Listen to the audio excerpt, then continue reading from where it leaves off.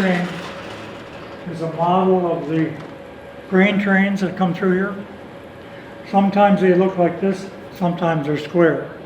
We try to model here the Burlington Northern Santa Fe because it's local, people know, they see it, and they know, what goes on.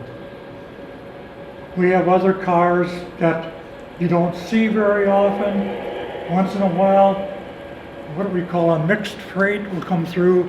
It'll have tank cars on it and box cars and cars pulling lumber cars and things like that. That's a mixed freight. Otherwise, these are called unit trains. They come through with over 100 cars on them. That's why every crossing is blocked when they come through. What do you like about this particular model? The size, it's easy to work with.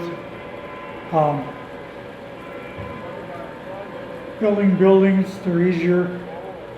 The only thing that this has got going against it is that it takes a lot of room.